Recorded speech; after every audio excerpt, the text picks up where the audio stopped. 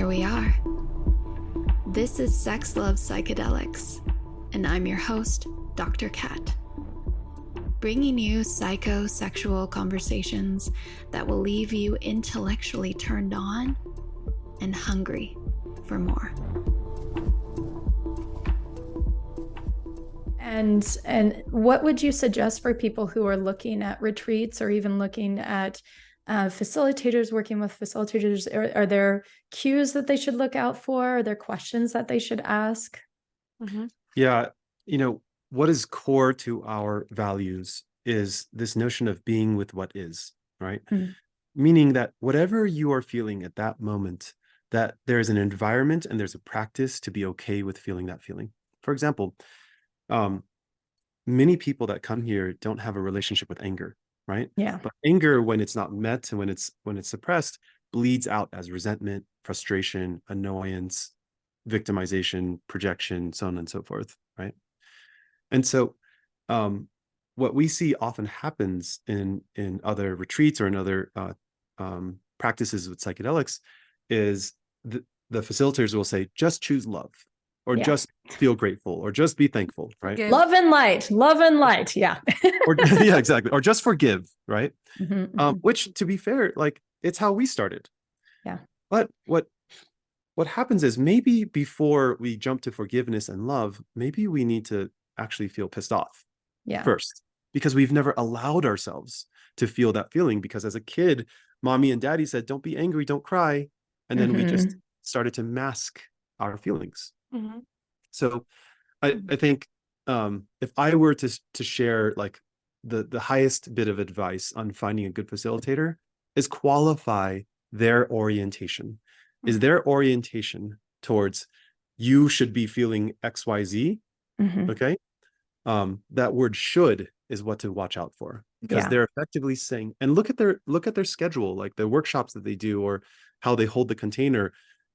Is the workshop built around love and light? Mm-hmm. I mean, these are beautiful things to experience, and that's absolutely the end goal. Mm-hmm. But the real path of deep healing, to let our protective parts know it's okay to feel our feelings, means going through the shadow to get to the light.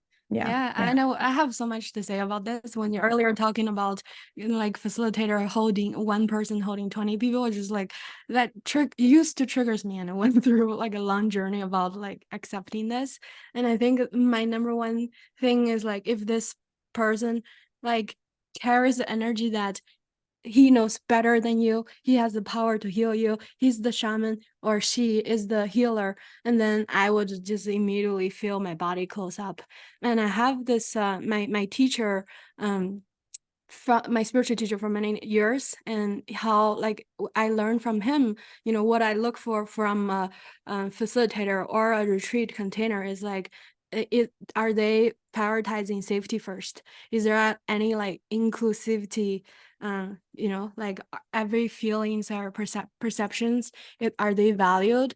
And are we all viewed as unique and equal, and all, is there any empathy or validation for my feelings and perceptions? Do I have the freedom to choose what feels right, and do I have my sovereignty to decide, do I want to participate this or not? Like, is this everything shared, confidential? Like, are they recording with communication or anything? Like, are we empowered to do more self-inquiry and hold our own self-awareness? Like, all those little tiny bits, a lot of them are coming from, we have to have a certain awareness and inner connection to be able to define and discern that. But I think it's really, really important, for us to always question mark and ask our question to the facilitator and test their patience and their love for service. Mm-hmm. Yeah. And I think you bring that up, the closure that happened in your own body. How many of us just bypass the physical responses as fear or something wrong with us, and we self-blame rather than get curious with, oh, I noticed that just happened. There's a whole intelligence in the body that I think we favor, the cognitive over the embodiment. So really listen, like, how do I feel around this facilitator or talking to this facilitator? Is it making me feel weird in some way? Not to suppress that. A foolproof, I just thought of this, a foolproof way to identify whether a facilitator can hold you is if you challenge the facilitator's beliefs.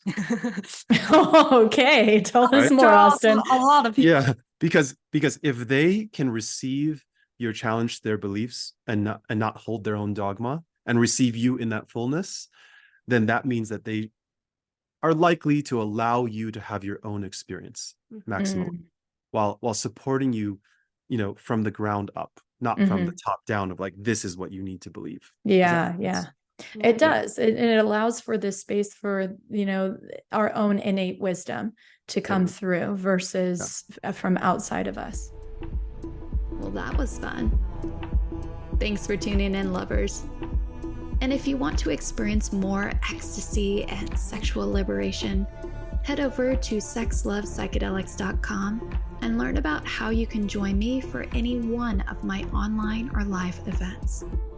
And while you're there, grab my free guide on sex and psychedelics. Remember, this podcast is for entertainment and educational purposes only. Please contact your healthcare provider and local law before pursuing any of the products or psychedelics discussed. And one final note here. I make this show specifically for you.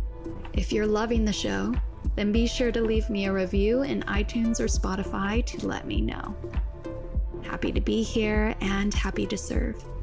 I'll see you next time on S.x Love Psychedelics.